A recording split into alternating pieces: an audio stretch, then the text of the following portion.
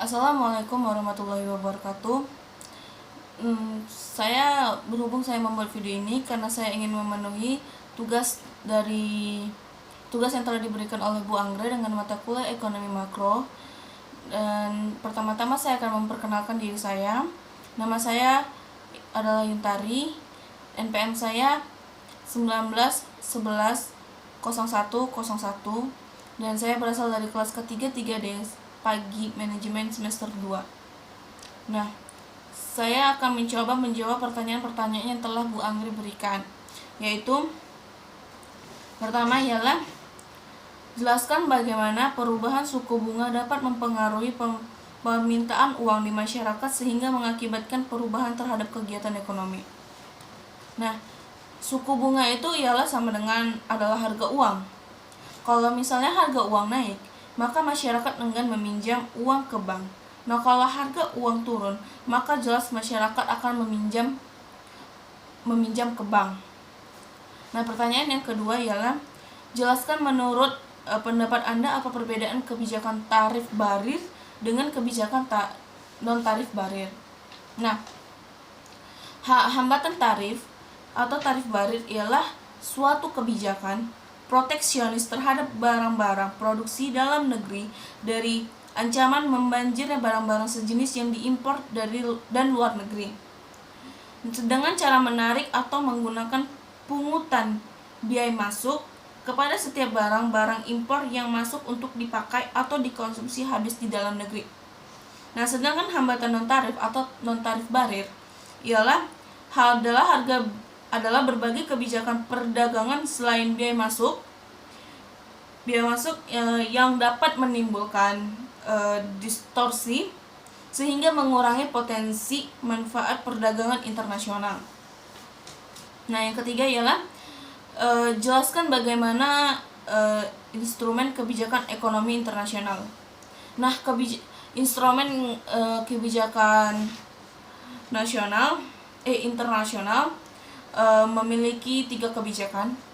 Yang pertama ialah kebijakan perdagangan internasional, di mana kebijakan perdagangan internasional mencakup tindakan pemerintah terhadap rekening yang sedang berjalan daripada neraca pembayaran internasional, khususnya tentang ekspor dan impor barang atau jasa.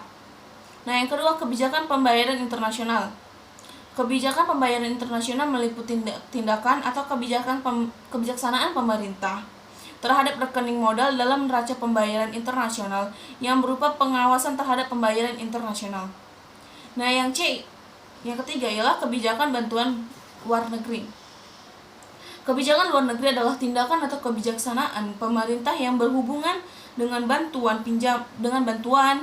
pinjaman, bantuan yang bertujuan untuk membantu rehabilitasi, serta pembangunan dan bantuan militer terhadap negara lain. Nah, yang keempat ialah jelaskan menurut pendapat Anda apa yang dimaksud dengan perekonomian terbuka. Nah, perekonomian terbuka adalah sebuah perekonomian yang berinteraksi secara bebas dengan perekonomian lain di seluruh dunia.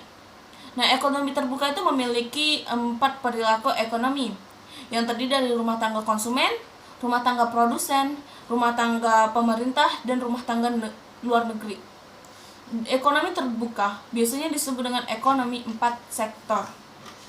Nah, yang kelima, jelaskan menurut pendapat Anda apa yang menjadi faktor penghambat dalam proses pembangunan. Nah, menurut saya semua kegiatan pembangunan tidak akan pernah lepas dari hal-hal yang menghambatnya. Dalam pengembangan pariwisata, berwawasan lingkungan di Kota Batu sudah dapat dikatakan cukup baik. Memiliki Batu terkenal sebagai kota pariwisata.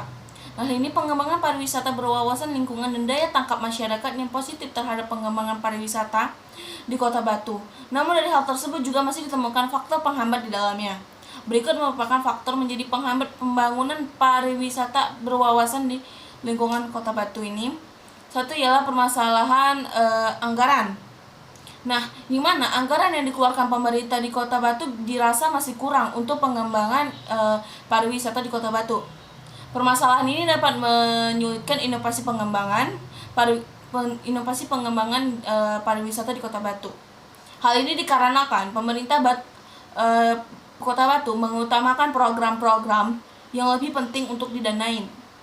Nah, yang kedua, banyaknya investor yang tidak sadar akan lingkungan.